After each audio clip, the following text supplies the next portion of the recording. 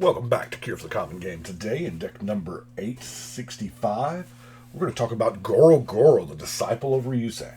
Now, for 2 mana, we have 2/2 Goblin Samurai. Red colon, creatures you control gain haste.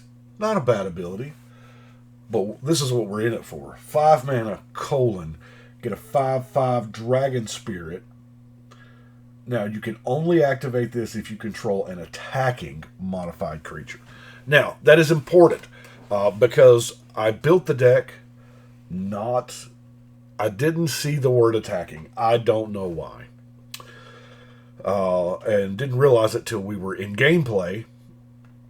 Not that it would change the build of the deck that much. Probably wouldn't. But it did make this go from, hey, that's pretty good, to, eh. So anyway, here's what we got. The idea is we've got to have a modified creature attacking. So, goal number 1, get a modified creature. Goal number 2, get enough mana to make a ridiculous amount of dragons. So, I guess we start off with the modifications, since we are there.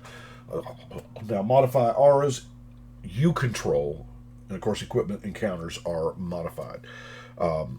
And we do this in a couple different ways. I have equipment, I have auras, and I have creatures that effectively modify themselves, kind of like the Monoskelion. It's a creature, it comes into play with a 1/1 counter on it, so it's already modified. For 2 minutes, pre-modified, if you will. So, but auras, we've got Aki Warpaint, Emblem of the Warmind, Undying Rage. I like the Undying Rage because it comes back to your hand. Of course, Claws of Valakut because we have mountains. That's what we have. Moving into equipment, we've got Living Weapon is another way that you get an instant modified creature, because you cast a Batterbone, you get this Germ token, and equip this to it. That's a creature that's equipped, so it's modified. Mask of Immolation. I like these that are not Living Weapon, but they are. It enters the battlefield, you create an elemental token, and then attach this to it. So, there again, just 2 mana gets you a modified creature. Of course, Oathkeeper, Takino's Taisho. Our commander is a samurai, so Tenza, +1/+1 if it's legendary, +2/+2. Or red is +1, legendary is +2, and then red is trample. It's all of those things. So +3/+3 and trample is not bad. We have the new reconfigure cards. They are both in a creature and in equipment. So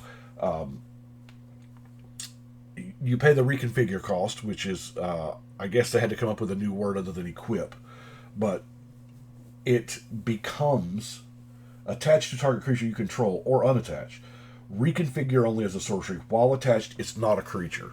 So you can mount these up on a creature, and then when a board wipe happens, they fall off and grow legs. They become, because they're not attached to anything, they are now creatures. Pretty neat. We've got a few of them, we got the Simian Sling. I really like the Rabbit Battery. +1/+1 in haste. Battle Mage's Bracers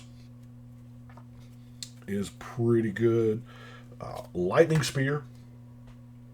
I like this because you can throw it if the situation calls for it. Tawashi Guidebot.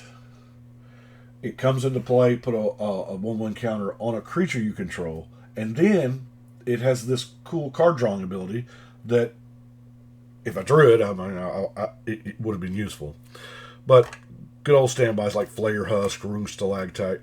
Ring of Valkus is... I have used more rings this cycle in M13 in building.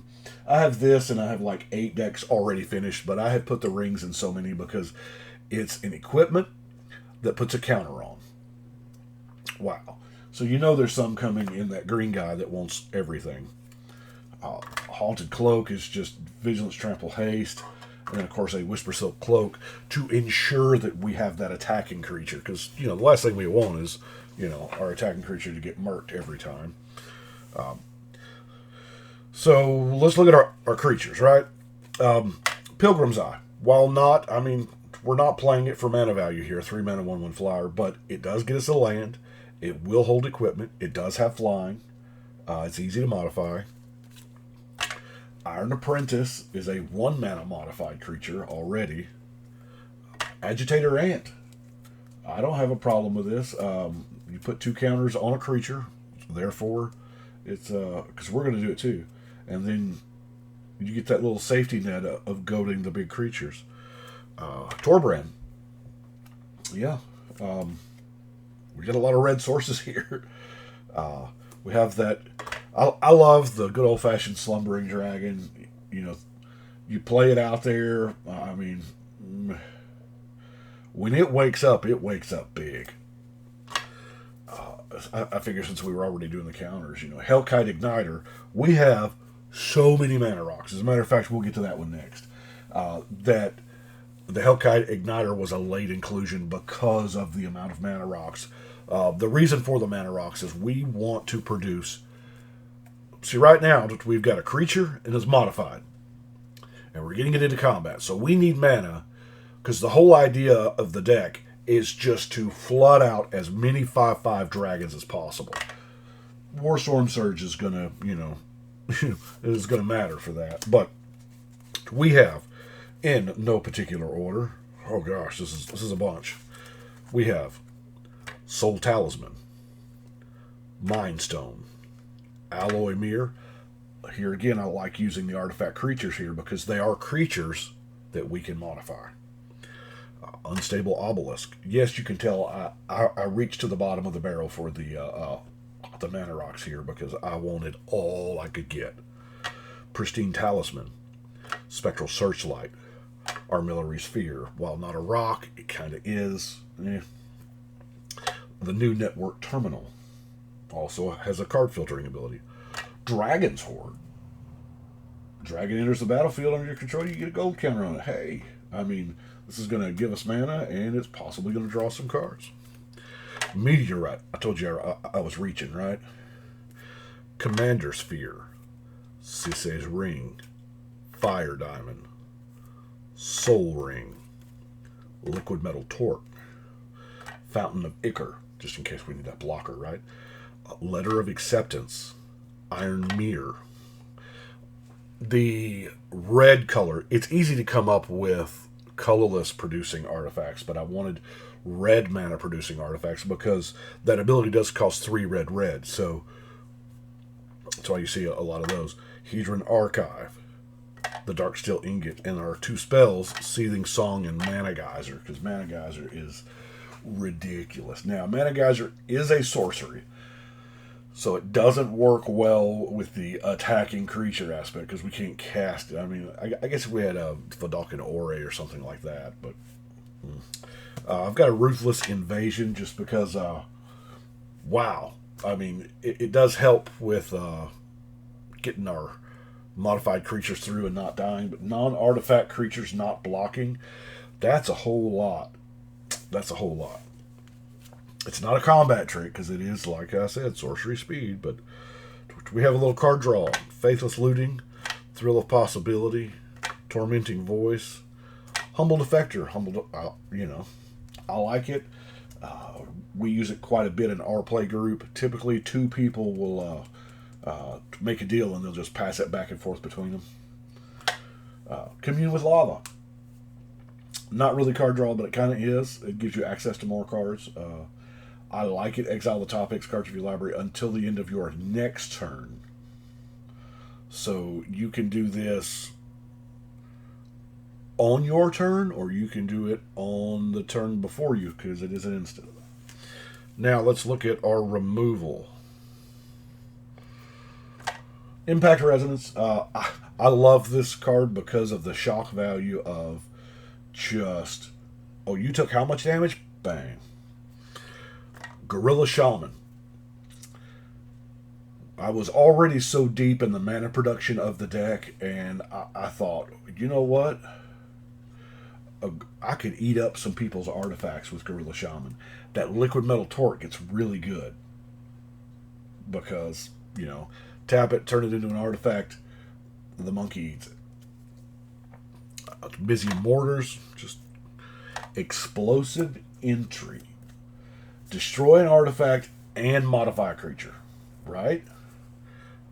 Pyroblast, it's just a good card. And then Comet Storm, because, like I said, mana production.